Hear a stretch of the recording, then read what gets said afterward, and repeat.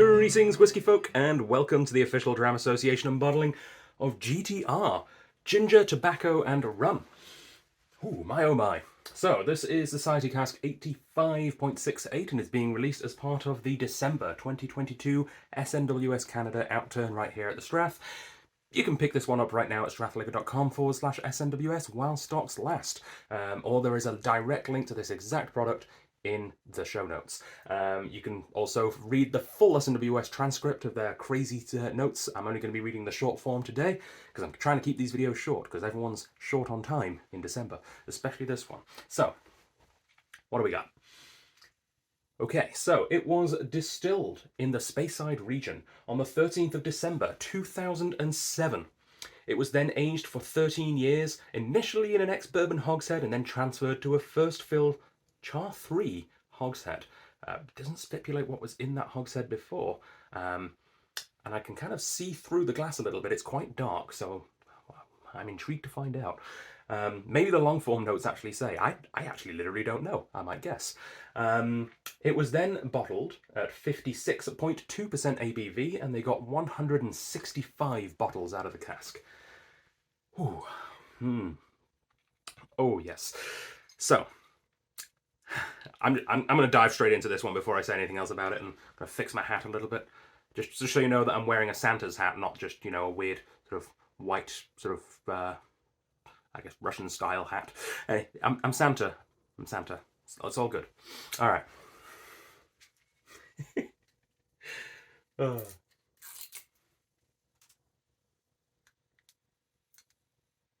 Ooh, lovely.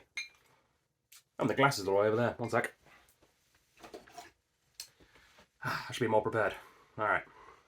Let's see the colour. Oh yeah, it's not as dark as I thought it might be through the glass, but it's still pretty dark. Let's pop you up here. Jerk ham with a sticky rum glaze. Huh. Ooh, yeah. Ham. That's odd. Normally I get bacon specifically. I'm getting specifically ham this time. Oh, I like it. Yeah. Maple glaze, I would say. Maybe Black Forest. Yeah, this is definitely one of those whiskies that's vegetarians that miss the taste of meat would probably enjoy. I'm thinking of you, Tasia.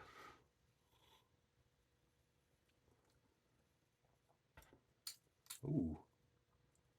There is a lot of dark, spicy, rich, dried fruit thing going on there, which matches the flavour profile that SMWS has put this in. I believe this is, judging from the colour, the deep, rich and dried fruits.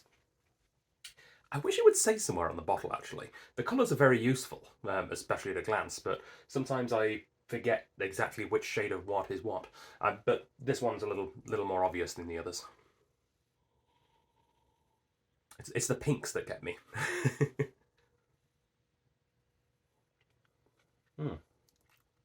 Actually, they sent a survey out last year about maybe mixing up the flavour profiles. I haven't heard anything about that since.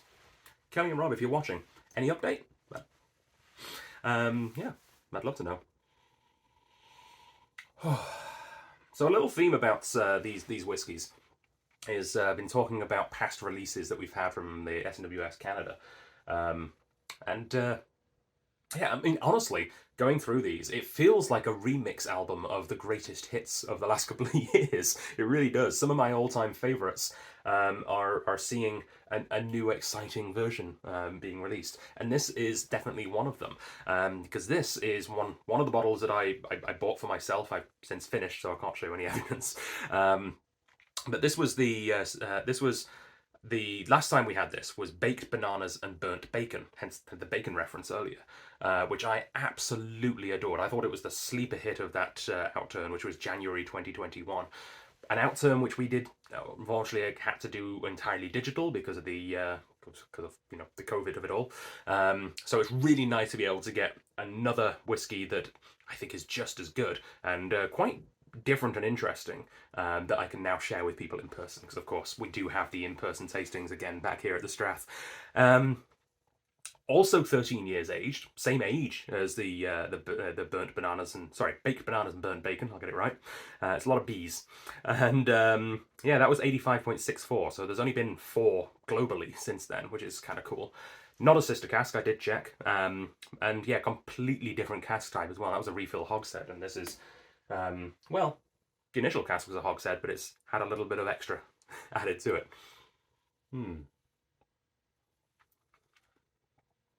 But yeah, there's definitely something in common between the two whiskies. I'm gonna have such a water to this one because I want to see. Because I remember one of the things I loved about the burnt bacon one was the water added that sort of idea of smoke a little bit. So let's see.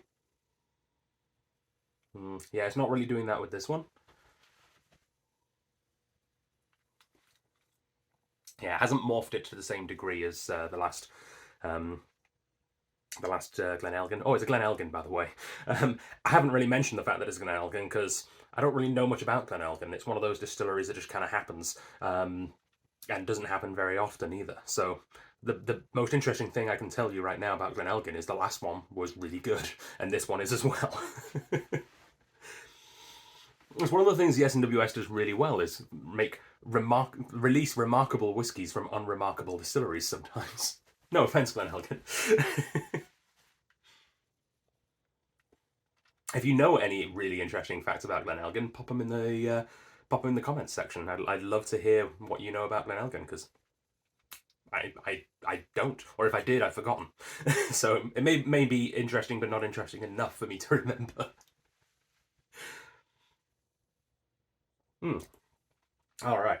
Well, that is lovely, and it is available right now. Link in the description for $199.91. $199.91 for a 13-year-old Glenelgan. Lovely. I will see you on the next video. Bye.